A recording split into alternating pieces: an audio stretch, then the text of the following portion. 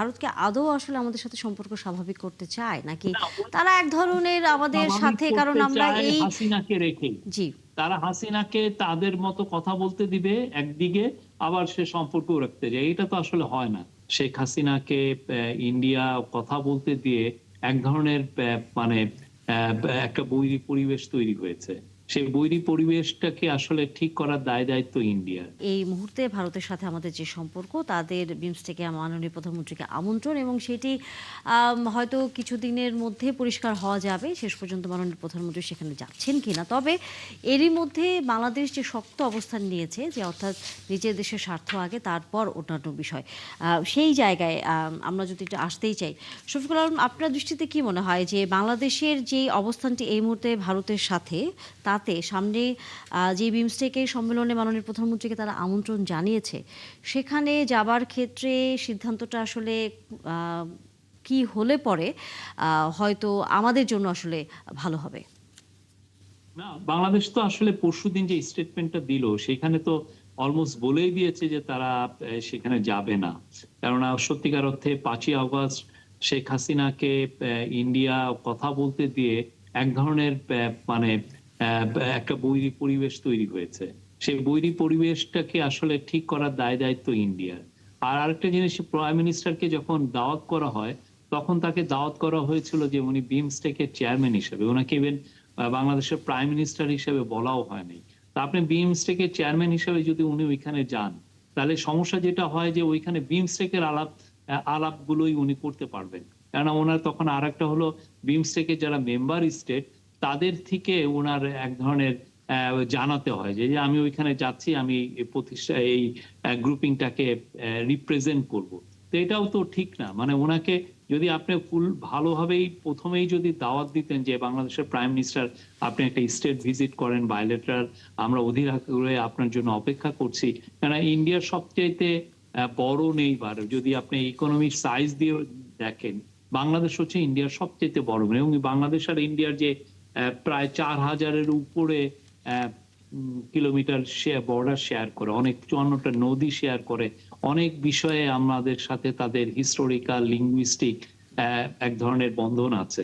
তো এই জায়গাগুলো তাদের কাছ থেকে তো এটা আশা করা যায়। আরেকটা হচ্ছে যে তারা আপনার কাছে কি সত্যি মনে হয় যে ভারত এই যে তৈরি একদিকে মুখে আমি বলছে বলি তারা আমি বলি বাংলাদেশের সাথে সম্পর্ক ভালো করতে চায়, কিন্তু একই সাথে তারা আবার হাসিনাকে নানা রকম কর্মকাণ্ড করার সুযোগও দিচ্ছে? এটাই এটাই এই পুরো বিষয়টাই তো এক ধরনের বৈপরীত্য। মানে আপনি হাসিনা একটা সত্যি কনভিক্টেড ক্রিমিনাল। তার দেশের শাস্তি হয়েছে, এবং শাস্তি কি হয়েছে? মৃত্যুদণ্ড। এবং কি দোষ, কি কারণে শাস্তি? এটা হলো ক্রাইমস এগেইনস্ট হিউম্যানিটি। সে আমাদের জুলাই আগস্টে যে ম্যাসাকার হয়েছে সেটার অর্ডার উনি দিয়েছিলেন, এবং এটার একদম জ্বলন্ত প্রমাণ আপনি সব আছে, যে উনি ফোনে বলছেন, অর্ডার দিচ্ছেন, সেটার প্রমাণটাও আছে।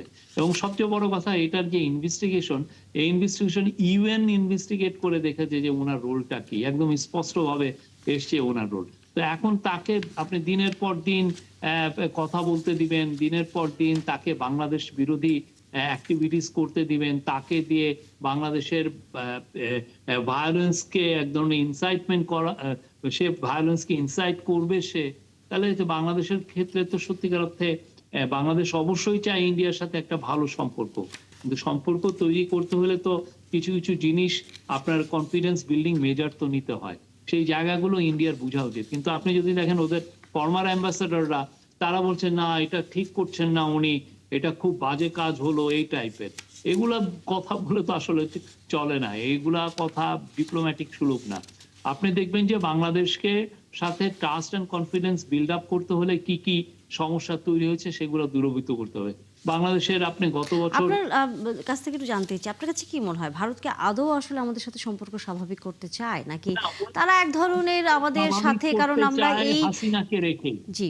তারা হাসিনাকে তাদের মতো কথা বলতে দিবে একদিকে, আবার সে সম্পর্কও রাখতে যায়। এটা তো আসলে হয় না। আপনি হাসিনাকে এক ধরনের, আপনার তাদের একটা ডিসিশনে আসতে হবে। তারা কি হাসিনাকে অনেকে বলছে তারা ট্রাম্প কার্ড হিসেবে ব্যবহার করছে এই বিষয়টাকে। সেটা তাহলে তাহলে সেক্ষেত্রে যে অবস্থায় আছে থাকুক। আমাদের প্রাইম মিনিস্টার ওইখানে যাওয়ার দরকারই বা কি?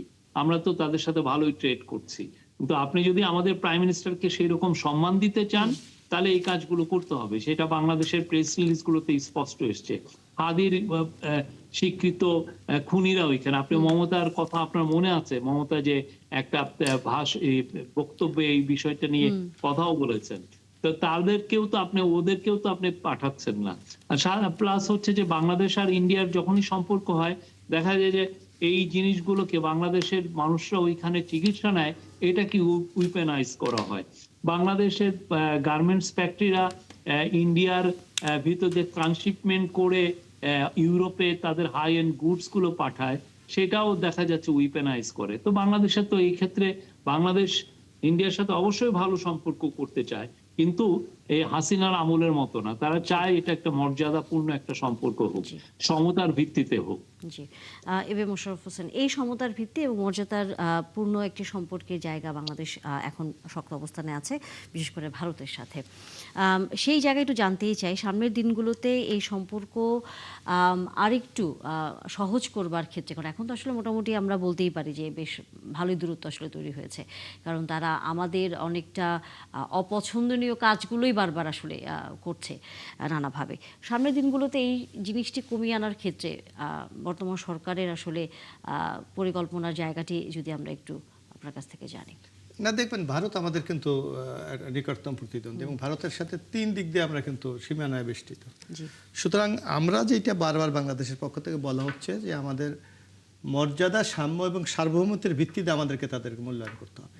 তারা যদি মনে করে যে তারা একটা দাদাগিরি এখানে করবে, সেটার ফলাফল খুব ভালো হয় নাই, তার রেজাল্ট তো শেখ হাসিনার ভারতে পলায়ন। সুতরাং আমরা আমাদের পক্ষ থেকে বারবার বলা হচ্ছে কিন্তু যে সাম্য, মর্যাদা এবং আমাদের সার্বভৌমত্বর ভিত্তিতে তাদের সাথে সম্পর্ক গড়ে তুলতে হবে। কিন্তু একটা জিনিস আপনি লক্ষ্য করুন, যেটা শফিকুল আলম সাহেব সঠিকভাবে বলেছে, একদিকে উনি আমাদের মাননীয় প্রধানমন্ত্রীকে ইনভাইট করছে, অন্যদিকে দেখেন বাংলাদেশের মানুষের যেটা মূল কনসার্ন এখন শেখ হাসিনার বিচার, সেখানে সে কিন্তু ভারতের ছত্রছায়া থেকেই কিন্তু সে নানা কর্মকাণ্ড পরিচালনা করছে। এর আগে আপনি দেখবেন যে উনি ভিডিও বার্তা দিয়ে কি একটা অস্থির অবস্থা তৈরি করেছিল, আবার মাঝে ডিসেম্বরে আসবে বলে একটা হুমকি দিয়ে, অর্থাৎ বাংলাদেশে একটা অস্থিতিশীল অবস্থা তৈরি করার জন্য কিন্তু সবসময় সে তৎপর। এখন সে ভারতের আশ্রয় আছে, তো ভারতের তো দায়িত্ব, তার স্ট্যাটাসটা কি, ভারত এটাকে কিন্তু ক্লিয়ার করতে হবে। আপনি যদি সে ওখানে বলা হচ্ছে যে ওখানে সে আছে, থাকলে সে কি কি সুযোগ সুবিধা পাবে সেটাও তো তাদের নিশ্চয়, সেই কথা কিন্তু তারা বলছে না। 5 তারিখে একদিকে বলছে এটা ভারত আমাদের সাথে কোনো সম্পর্ক নাই, তাইলে যেই জায়গায় মিটিং করেছে তাদের গোয়েন্দা সংস্থা বা অন্য, তারা কি কিছু জানে না? অবশ্যই তারা জানে, বরং এটা প্যাট্রোনাইজ করে বাংলাদেশে একটা প্রেসারে রাখতে চায়। অনেকে বলছে যে এটা অলিখিতভাবে বা ভারত সরকারই আসলে অনেকটা এটা প্রোভাইড করছে, এটা অনেকেই স্বাভাবিক, বলছে এটা তো মূল্যায়ন। বরং আপনি দেখবেন যে বাংলাদেশ যে এখন ঘুরে দাঁড়িয়েছে, বাংলাদেশ যে নিজস্ব সিদ্ধান্ত নেওয়ার সক্ষমতা আছে, এটার প্রমাণ কিন্তু আমাদের মাননীয় প্রধানমন্ত্রী দিয়েছে। এখানে শফিকুল আলম সাহেব আছেন, এর আগে দেখবেন আপনি যে কোনো গভর্নমেন্ট যখন ক্ষমতায় আসে ফার্স্ট ট্যুরটা কিন্তু ভারতে করে, কিন্তু আমাদের মাননীয় প্রধানমন্ত্রী তারেক রহমান কিন্তু সেটা করেনি। উনি কিন্তু দেখেন আমাদের বাংলাদেশের গত নির্বাচনের যে মূল ম্যানিফেস্টো ছিল যে 1 কোটি কর্মসংস্থান, তো কর্মসংস্থান করতে হলে আপনার একদিকে জনশক্তি রপ্তানি করতে হবে, অন্যদিকে কিন্তু আমাদের বিনিয়োগ বাড়াতে হবে, যাতে এখানে শিল্পায়ন হয়, এখানে কর্মসংস্থান সুযোগ হয়। সেই কাজটা করার জন্য কিন্তু মালয়েশিয়া এবং চীন সফর করেছে। আমি মনে করি আমাদের বর্তমান বাংলাদেশের অবস্থান রাইট ট্র্যাকে আমরা আছি, এইটা যদি আমরা ধরে রাখতে পারি এবং ভারত যদি আমাদেরকে সেই মর্যাদার সাথে যদি ট্রিট করে, তাহলে নিশ্চয়ই আগামী দিনের সম্পর্ক স্বাভাবিক হতে পারে। আমরা এই সম্মেলনে কি মাননীয় প্রধানমন্ত্রী যাচ্ছেন কি এই বিষয়টাকে আসলে কোনো সিদ্ধান্ত? না, আমরা তো আমাদের সরকারের পক্ষ থেকে কিছু কথা বলেছি, অনুকূল পরিবেশের কথা অনুকূল সেই পরিবেশ সৃষ্টি করার দায়িত্ব তাদের। কারণ এই যে বর্তমানে একটা গুমট পরিস্থিতি তৈরি হয়েছে, তারা যে বাংলাদেশের নির্বাচন ব্যবস্থাকে যে কিভাবে নগ্ন হস্তাব করে, সুজাতা সিং এর কথা আমাদের মনে আছে। তারপর এই যে 5 তারিখের পর আপনি দেখবেন এখানে শফিক সাহেব আছে, উনি তখন ওই সরকারের দায়িত্বে ছিলেন, কিভাবে একটা ন্যারেটিভ তৈরি করতে চেয়েছিল, বাংলাদেশ একটা জঙ্গলি রাষ্ট্র হয়ে যাচ্ছে, বাংলাদেশে এখানে সংখ্যালঘুদের উপর নির্যাতন করা হচ্ছে, বাংলাদেশে তালেবান অথবা সন্ত্রাসী গোষ্ঠীকে আশ্রয় দেওয়া হচ্ছে, এইভাবে বিভিন্ন ন্যারেটিভ দাঁড় করে শুধু ইন্ডিয়াতে না, সারা বিশ্বে তারা একটা কিন্তু অস্থিতিশীল অবস্থা তৈরি করতে চেয়েছিল। কিন্তু বাংলাদেশের জনগণের অদম্য যে শক্তি, সেই শক্তির কাছে কিন্তু তারা পরাজিত হয়েছে। এটা কিন্তু দোপে কোথাও টেকেনি, যার জন্য বাংলাদেশ কিন্তু এখন মর্যাদার সাথে এগিয়ে যাওয়ার মতো সেই সক্ষমতা অর্জন।